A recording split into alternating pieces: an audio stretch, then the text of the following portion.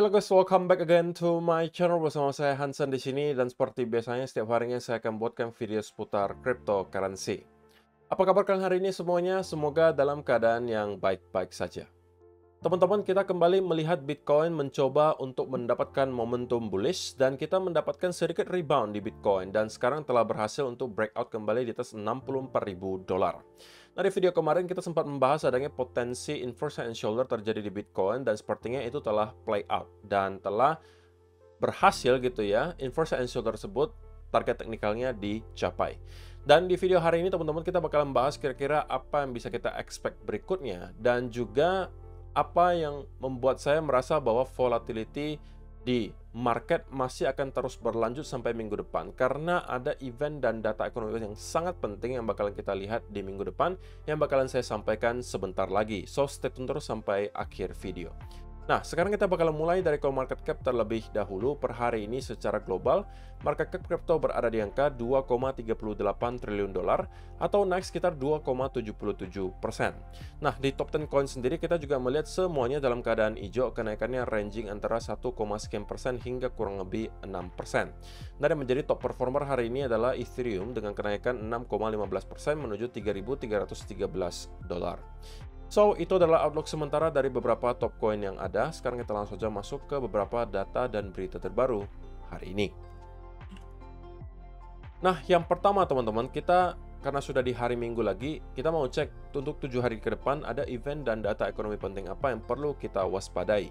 Dan setelah saya lihat tadi teman-teman, saya menemukan banyak sekali yang kemungkinan besar akan dapat menggerakkan market dengan cukup masif. Terutama apabila ada yang keluar tidak sesuai dengan ekspektasi gitu.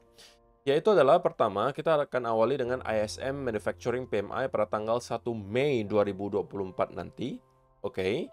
Dan ini baru sebuah permulaan teman-teman, baru pemanasan. Karena di tanggal 2 Mei tahun 2024, which is adalah hari Kamis ya. Hari Kamis dini hari, kita bakalan mendapatkan event Fed Interest Rate Decision dan juga Fed Press Conference.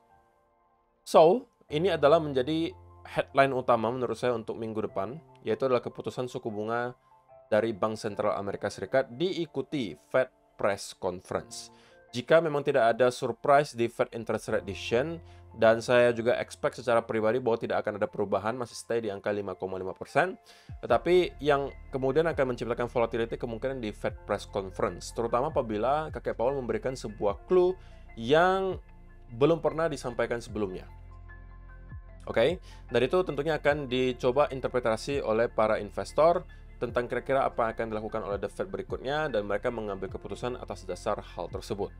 Sehingga Mei 2 Mei nanti akan menjadi salah satu hari di mana kita akan mendapatkan volatility. Oke, karena malam harinya juga kita akan melihat ada beberapa data yang cukup penting juga, yaitu adalah continuing jobless claim dan juga initial jobless claim. Tapi tidak hanya sampai di situ teman-teman, karena hari Jumatnya kita juga akan kembali mendapatkan data yang cukup krusial, yaitu adalah unemployment rate dan juga non-farm payrolls atau NFP, sekaligus juga ISM Service PMI. So, minggu depan itu padat banget jadwal data ekonominya yang bakalan kita lihat high impact. Dan mulainya dari hari Rabu, Kamis, dan juga Jumat, teman-teman. Tapi headline-nya kemungkinan ada di Kamis dan juga Jumat. Dan kalau teman-teman yang merupakan traders, sebenarnya ya ini merupakan sebuah peluang ya. Karena di mana ada volatility, biasanya di situ ada peluang.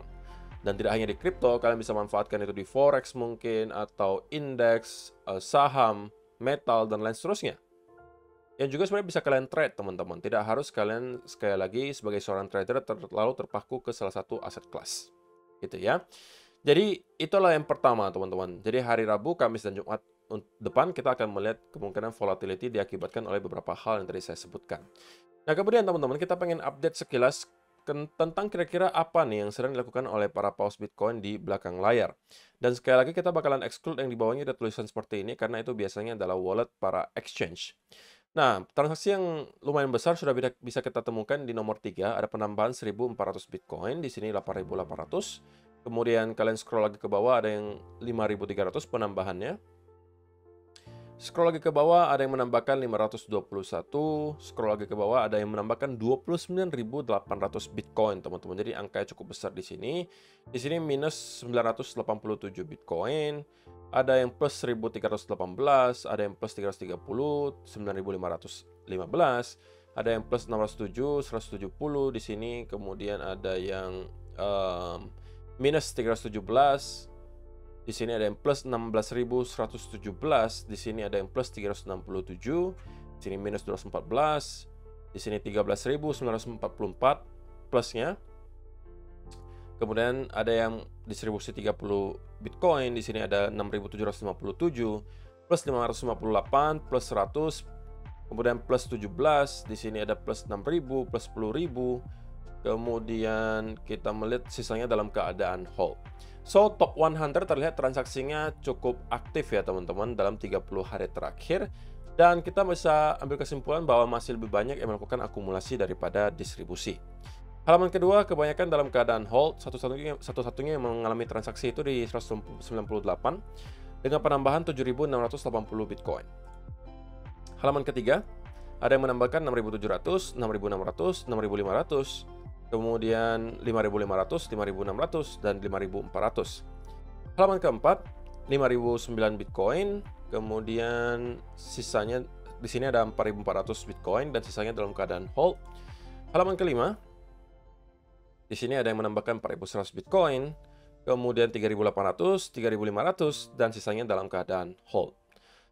So, secara overall teman-teman, top 500 kita masih bisa kategorikan masih dalam keadaan sedikit akumulasi daripada distribusi. Walaupun kita melihat ada beberapa yang melakukan distribusi dan satu yang angkanya cukup besar, kurang lebih 6 ribuan Bitcoin. Tapi sisanya mengalami akumulasi yang angkanya juga tidak kalah besar. Bahkan ada yang puluhan ribu Bitcoin, ada yang 20-an ribu, ada yang belasan ribu. So far dari Bitcoin resilience sendiri tidak terlihat ada indikasi yang terlalu buruk ya. Alias kita masih melihat cenderung mereka masih dalam keadaan hold sebagian besarnya, sebagian kecilnya melakukan akumulasi, dan yang lebih kecil lagi itu melakukan distribusi. Gitu ya. Jadi itu adalah kesimpulan yang bisa kita lihat di top 500. Dan juga teman-teman, perlu saya remind ke kalian lagi. Mungkin kalian beberapa waktu belakangan merasa, aduh kok bosan banget nih di kripto ya, terutama di Bitcoin. Kenapa harganya nggak gerak-gerak nih kok? Kenapa altcoin saya terkoreksi lagi kok? Padahal katanya kita di bull market kok, gitu kan? Jadi banyak sekali komplainan seperti itu yang masuk, gitu kan? Udah mulai start bosen dengan market crypto, nggak gerak-gerak katanya. Tapi perlu saya ingatkan ke teman-teman semua bahwa dari September 2023 kemarin sampai sekarang, kita telah menghadapi 1, 2, 3, 4, 5, 6, 7 bulan berturut-turut berwarna hijau, teman-teman. 7 straight months kita mendapatkan kenaikan di Bitcoin. So, akan sangat make sense teman-teman kalau kita mempunyai periode cool off. Memang kita berada di bull market, tapi itu bukan berarti kita tidak bisa mendapatkan koreksi. Bahkan sebenarnya cycle kali ini kalian dihadapi dengan rentetan kenaikan yang lebih banyak daripada bull cycle sebelumnya. Kalau kita lihat di bull cycle sebelumnya, katakanlah dari akhir 2020 kemarin, ini kita mendapatkan ada 6 bulan berturut-turut berwarna hijau. Sedangkan di sini 7 bulan. Tapi kemudian memang diikuti ada 3 bulan kita mendapatkan koreksi. Masih ingat koreksi pertengahan 2021 dan kemudian kita kembali ke all time high 69.000 sebelum pada akhirnya kita kembali down dan membentuk bear market. Dan kita belum pernah, setahu saya ya, belum pernah melihat ada rentetan 7 bulan berturut-turut yang berwarna hijau. Dan kita telah melihat hal tersebut terjadi. So, kalau misalnya kita mendapatkan ada 1 atau 2 atau bahkan 3 bulan yang merah, yaitu sesuatu yang wajar teman-teman. Namanya juga periode cool off. Kita telah melihat ada 7 bulan berturut-turut terjadi kenaikan. Kalau misalnya ada koreksi sejenak, konsolidasi sejenak, itu sangat sehat untuk dilihat terjadi di Bitcoin. Ya tentunya semuanya pengennya secepatnya kita kembali ke all time high ya. Tapi ya market tidak bekerja seperti itu. Market juga tidak selalu memberikan apa yang kita mau. Kalian harus tahu itu. gitu. Jadi kalau misalnya teman-teman baru dikasih 1 bulan merah saja kemudian sudah bosan ngelihat market kripto, maka kalian sebenarnya tidak terlalu cocok menurut saya menjadi seorang investor. Gitu ya. Dan menurut saya 2 sampai 3 bulan merah pun masih wajar aja. Oke?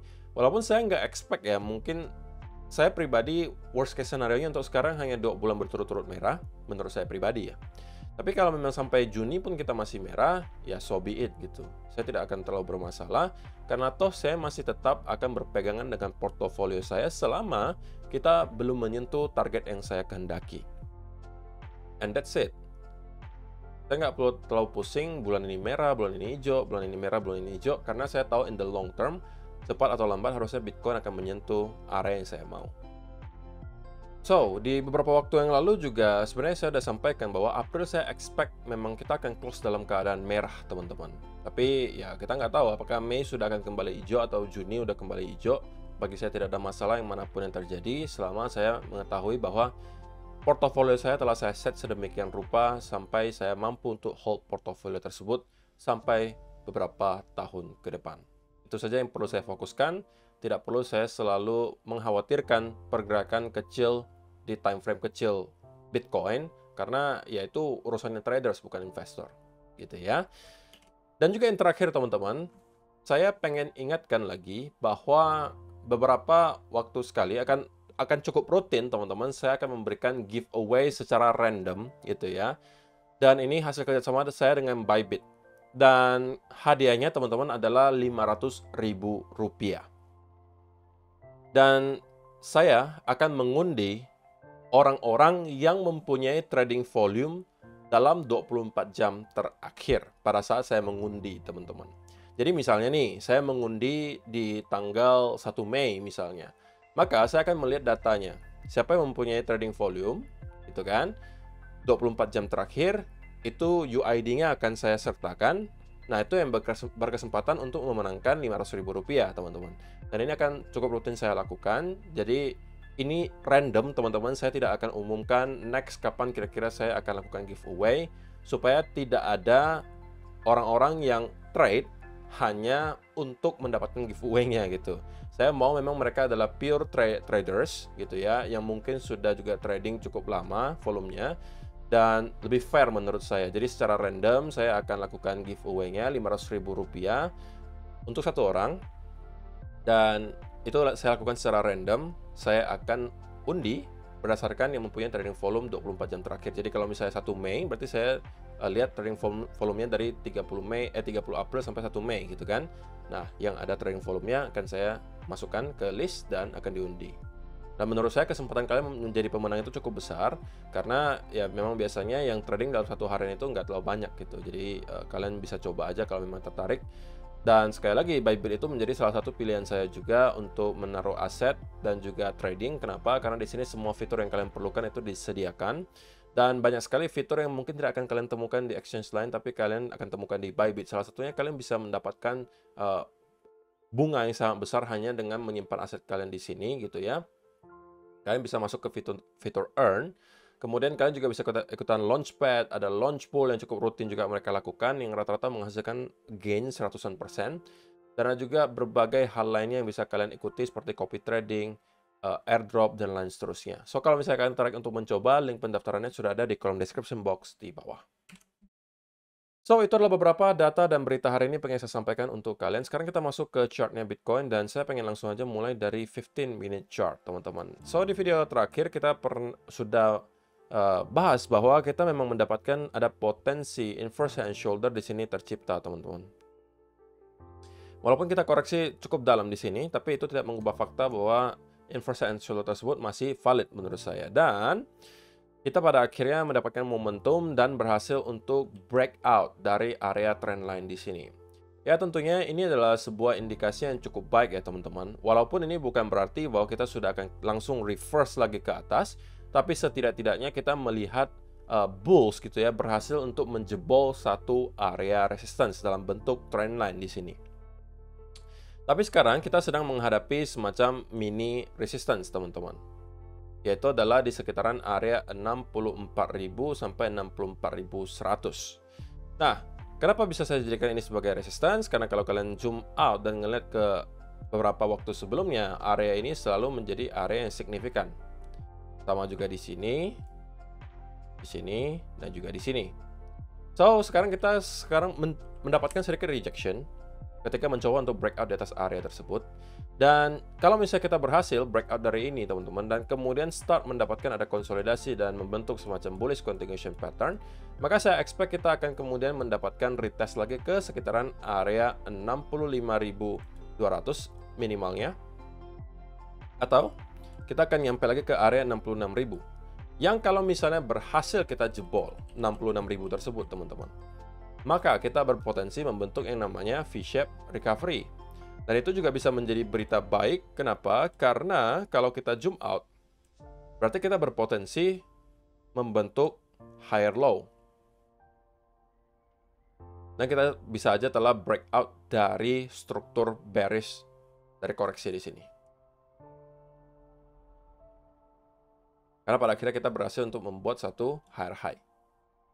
Gitu. Jadi adalah beberapa berita baik yang kalau bisa kita lihat kalau misalnya Bitcoin berhasil untuk breakout di atas $66.000.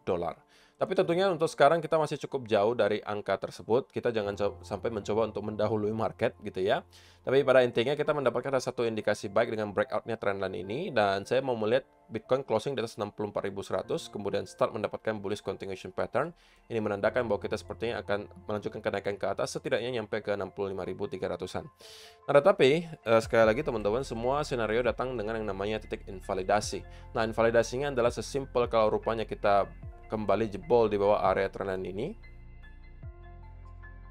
maka skenario bullishnya terinvalidasi menurut saya. Dan kita sepertinya hanya membentuk lower high dan kembali akan mendapatkan sell off. Artinya breakout yang kita lihat di sini adalah fake out.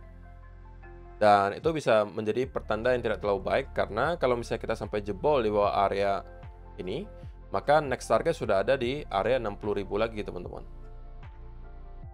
Kalau kita mampu jebol, area 55 sampai 58.000 akan kemudian kita lihat kembali.